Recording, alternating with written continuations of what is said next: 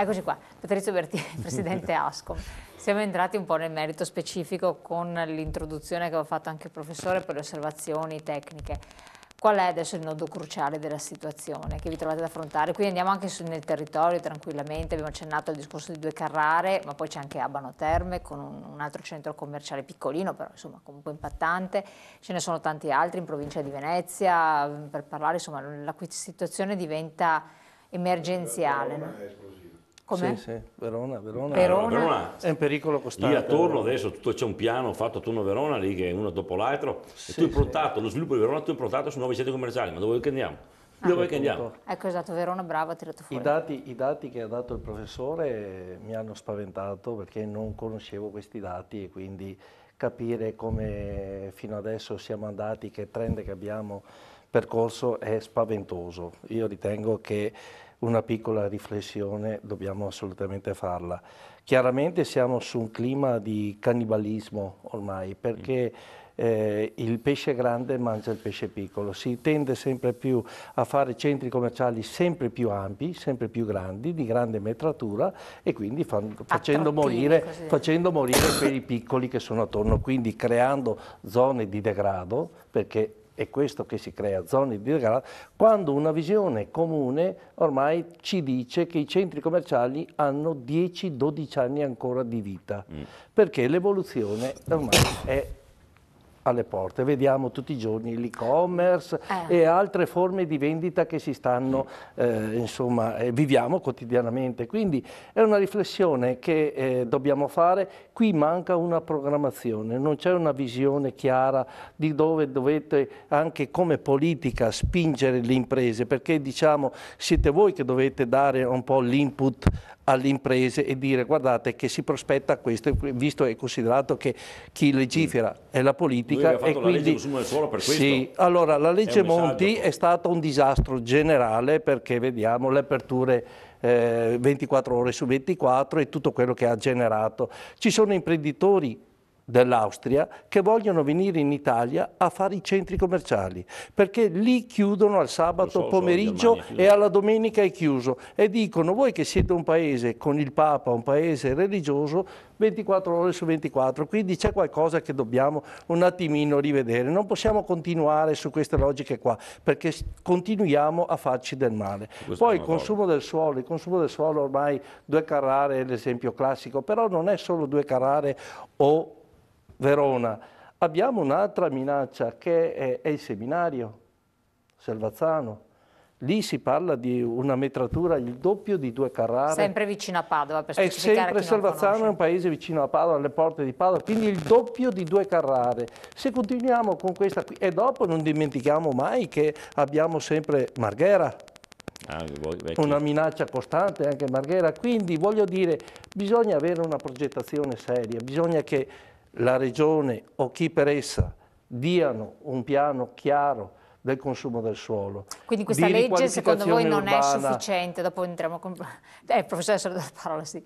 No, questa legge regionale secondo voi è un po'... Ma vale per il futuro più che per il presente? Sì, appunto, ma secondo me anche questa legge regionale già tardi, deve essere rivista perché è un po' superata anche questa nuova che si vuole proporre. Secondo me dobbiamo rivedere un po' tutto, metterci sereni attorno a un tavolo e cominciare a ragionare per il futuro dei nostri figli. Anche lei tocca questa cosa, con le categorie produttive, sì professore, il merito della legge? No, infatti. Allora, Federica Pietrogrande, poi professore, che così ci spiega anche nel merito specifico. Ma faccio una breve considerazione rispetto un po' sia a Due Carrare sia in generale all'attività dei centri commerciali. In realtà anche la Lega naturalmente ha preso una posizione contraria rispetto a questa nuova edificazione, ma non solo relativamente ai problemi che dà di carattere paesaggistico, di consumo del suolo, di problema di inquinamento correlato all'autostrada, di desertificazione dei centri, dei piccoli borghi che gravitano intorno a questo luogo, ma anche con una considerazione di valutazione di lungimiranza. Effettivamente è dimostrato in maniera abbastanza, direi, scientifica e inequivocabile come il futuro dei centri commerciali è destinato a sparire. Ormai la tecnologia e la possibilità di fare acquisti online dimostra come in realtà sono certamente più convenienti rispetto agli acquisti in loco e molto spesso perché non pagano le tasse però. E danno una scelta maggiore. Poi senz'altro è un altro tema anche quello. E lì apriamo un altro certamente il tema è anche quello però di impedire che questi centri commerciali invece si radichino nei centri storici. Quando il Presidente così sollevava la possibilità di recuperare degli edifici nei centri, francamente non mi trovo d'accordo. A Padova ci sono già tutta una serie di ipermercati piuttosto di dimensioni notevoli in pieno centro storico e questo certamente non è un bene per le piccole attività che sono radicate nel centro storico. In realtà la valorizzazione dell'esercizio dell'attività di vicinato non è solo un plus valore per la città, ma è anche un plus valore di qualità, di capacità, di competenze, è un punto di riferimento per gli anziani che non si possono muovere.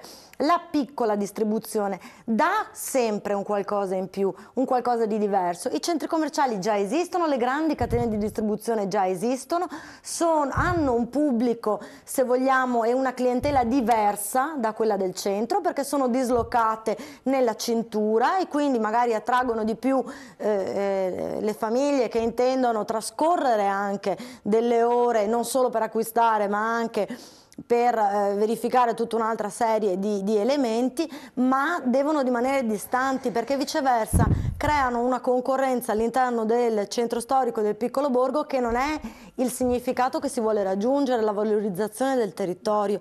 Ecco, quindi forse bisognerebbe anche valutare dove e come si possono insediare questo tipo di attività. Non è una cosa, a mio avviso, che può essere forse fatta lei non ha capito niente di quello che ho detto io. Mi faccia spiegare, lo spieghiamo anche sia cortese, nessuno però è interessato di noi a immaginare che ci sia un nuovo centro commerciale all'interno di una città, ma il centro commerciale non viene fatto dal marchio, viene fatto dall'immobiliarista.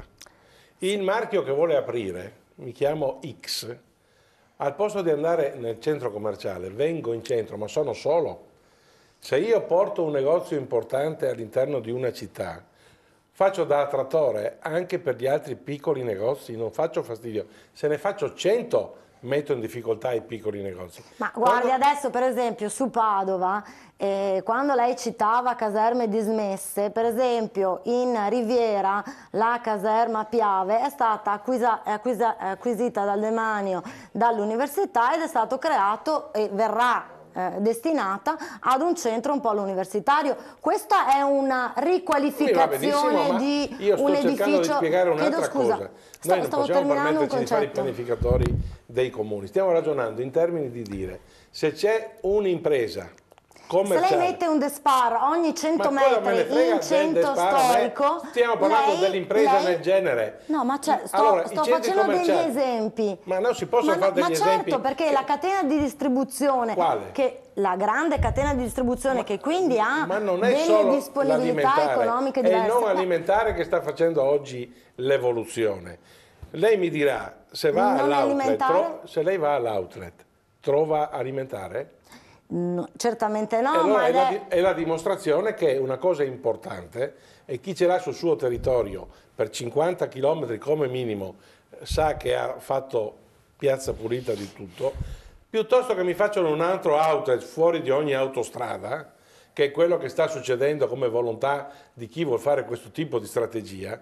Io dico, tu vieni con i negozi dell'outlet all'interno dei centri, non certamente su un paese che ha 2000 abitanti, ma dove in base alla proporzione, perché ognuno sa dove andare, è il loro lavoro, noi cerchiamo di essere... Certo, però lei capisce che non è che sono delle strutture che possono essere acquisite dal privato oggi per domani, cioè è evidente che non mi sembra una proposta che sia percorribile. Il problema non è nostro, il problema è se un privato vuole investire, può farlo ancora, questa è la partita. Certo, io se ho un negozio da 100 metri e voglio ampliarlo a 200, chi mi dice di non farlo? benissimo, però devo trovarlo il negozio attaccato al mio, altrimenti avrei 2 negozi. Se uno vuole venire in centro storico ad aprire, perché vuole aprire il suo marchio in quel territorio, venga pure se trova l'immobile, se non c'è non lo fa, ma non ti do la possibilità di farlo in mezzo ai campi, perché i campi da questo punto di vista non sono solamente lo spreco del terreno, che sicuramente oggi fa specie pensare a quanto è stato consumato, ma per raggiungere ho problemi dei servizi, ho problemi di una mobilità che cresce, e tolgo anche la possibilità di usufruire dei servizi che ogni comune deve dare a un cittadino che è residente, e quindi tutto diventa impossibile se noi non riusciamo a dare delle regole. Quindi il problema non è che noi stiamo dicendo venite in centro, stiamo dicendo che... Allora, io sottolineavo come non la vedo esattamente non dobbiamo immaginare mai il problema percorribile. sotto casa. Lei provi a immaginare a Venezia, che non hanno le macchine, quindi il problema non c'è. Chi è che sta investendo? Mica l'alimentare. L'alimentare fa i 300-400 metri quadri di supermercato ed è un problema loro.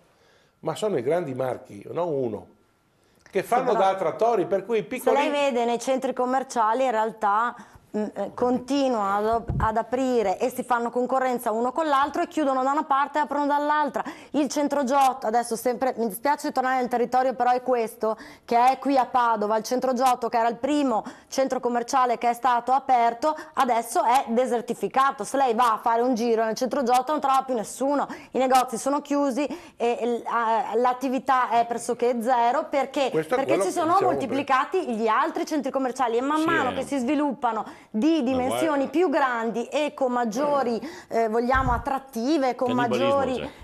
Sì, ecco, però a quel punto ci ritroviamo appena fuori dalla, ma neanche insomma all'ingresso della città, un altro è vero, cubatura inutile. Sì. Mi spaventa anche un'altra cosa, quello che lei ha nominato, no? La caserma Piave.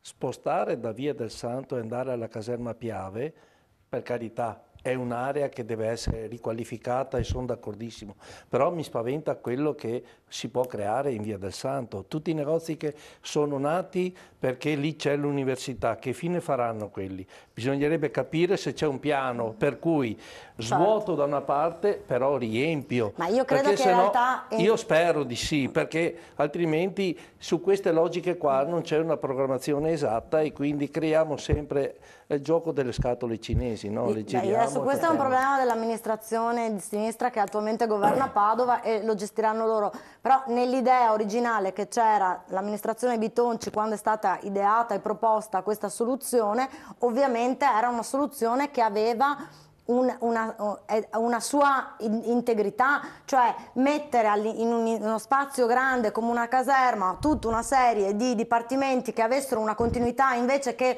frammentarli in giro per la città, e naturalmente adibire le strutture attualmente deputate alle aule ad invece uffici amministrativi, cioè c'era ovviamente una cambio, insomma, una distribuzione, poi come verrà realizzata dall'attuale sindaco certamente non posso averlo. Che si occuperà di questo.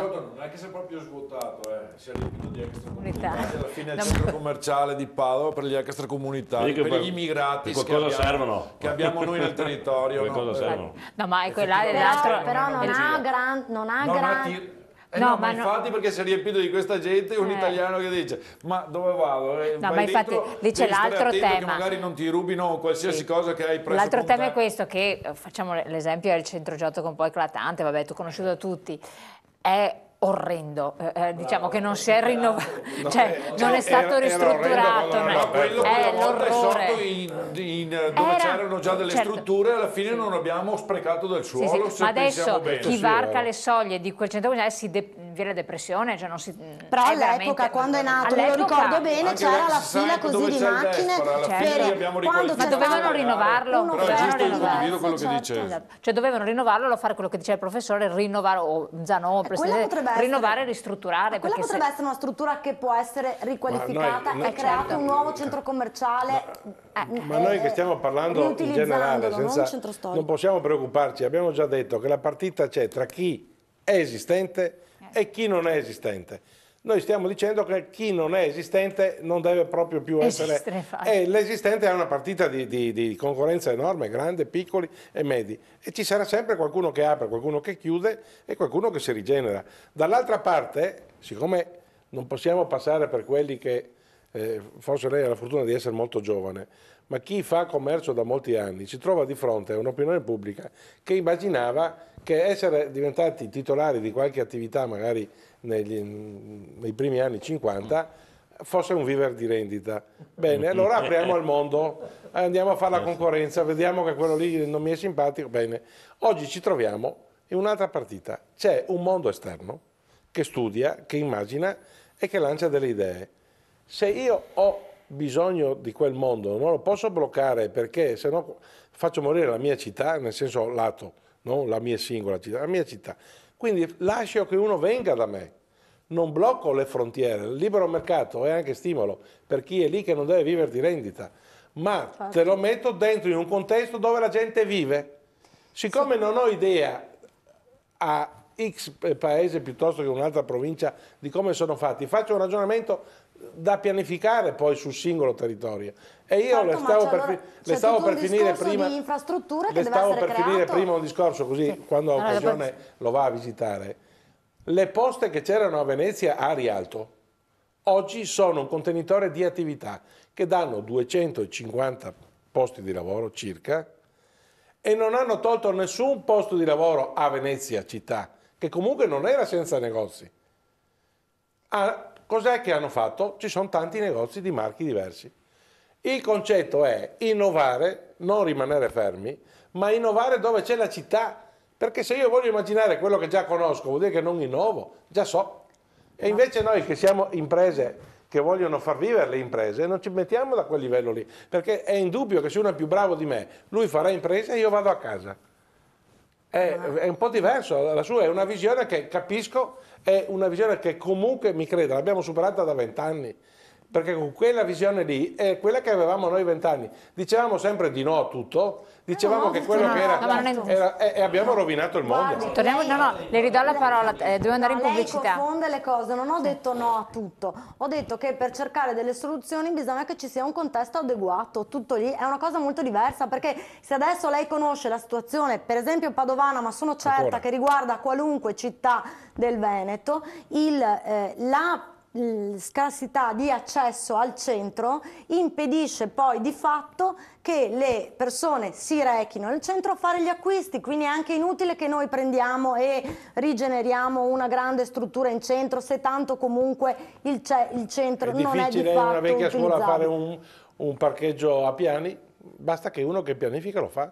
No, non è vero, perché purtroppo Padova ha tutte le prerogative, ma comunque quasi tutte le nostre città del Veneto hanno quelle difficoltà, quelle caratteristiche di dei luoghi in cui come scavi trovi dei reperti archeologici e quindi quello che è stato fatto per esempio a Verona, e cioè il multipiano vicino all'Arena, che sarebbe perfetto anche in centro nella nostra città a Padova, purtroppo è di difficile realizzazione, non riusciamo nemmeno a scavare per creare dei contenitori di rifiuti sotterranei, perché appena si alza un tombino si trova sotto qualche pezzo di carattere storico.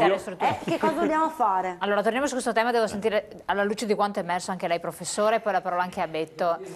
No, aspetti, pubblicità, dopo le do. Pubblicità, pochi secondi, tra poco.